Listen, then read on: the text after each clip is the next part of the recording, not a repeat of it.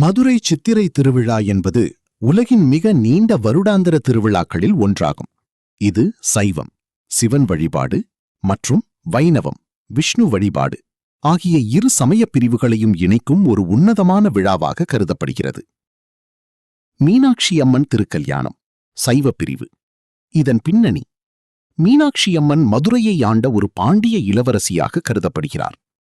சித்திரை திருவிழாவின் முதல் 15 நாட்கள் மீனாட்சி அம்மனை மையப்படுத்தியது.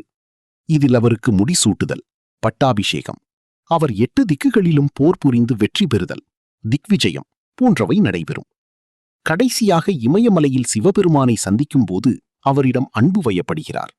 சிவபெருமான் மதுரைக்கு வந்து மீனாட்சியை திருமணம் செய்து கொள்வதாக உறுதியளிக்கிறார். மதுரை நகரின் மையப்பகுதியில் உள்ள மீனாட்சி அம்மன் கோவிலில் இவர்களின் தெய்வீக திருமணம் விமரிசையாக நடைபெறும். இதுவே திருக்கல்யாணமாகும். அழகர் மலையில் வீற்றிருக்கும் கள்ளழகர் விஷ்ணு மீனாட்சி அம்மனின் சகோதரராக கருதப்படுகிறார். இவர்தான் கள்ளழகர். இவர் வைகை ஆற்றில் இறங்குதல் வைணவ பிரிவு நிகழ்ச்சியாகும். தனது தங்கை மீனாட்சியின் திருமணத்திற்கு அழகர் மலையில் இருந்து மதுரைக்கு கிளம்பி வருகிறார். அவர் வைகை ஆற்றை அடையும் போது திருமணம் ஏற்கனவே முடிந்துவிட்டதாக அவருக்கு தெரிய, இதனால் கோபமடைந்த அழகர் மதுரை நகருக்குள் நுழையாமல் வைகை ஆற்றில் இருந்தே தனது இடத்திற்கு திரும்புவார். இந்த நிகழ்வே ஆற்றில் இறங்குதல் என்று கொண்டாடப்படுகிறது. அப்போது மக்கள் அவர் மீது தண்ணீரை பீச்சி அடித்து அவரை குளிர்விப்பார்கள்.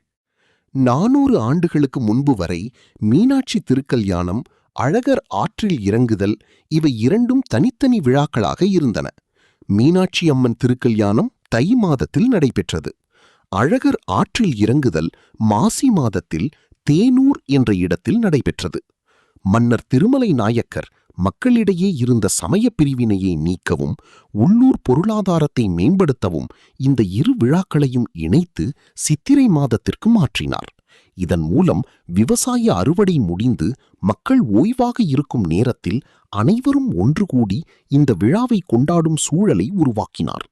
இன்று இந்த விழா மதம் மற்றும் சாதி வேறுபாடுகளை கடந்து மதுரை மக்களின் ஒற்றுமைக்கான அடையாளமாக திகழ்கிறது. அழகர் உடுத்தி வரும் உடையின் நிறத்தை வைத்து அந்த ஆண்டின் பலன்களை மக்கள் கணிக்கும் நம்பிக்கையும் இன்றும் தொடர்கிறது. உதாரணமாக, பச்சை நிறம் செழிப்பை குறிக்கும்.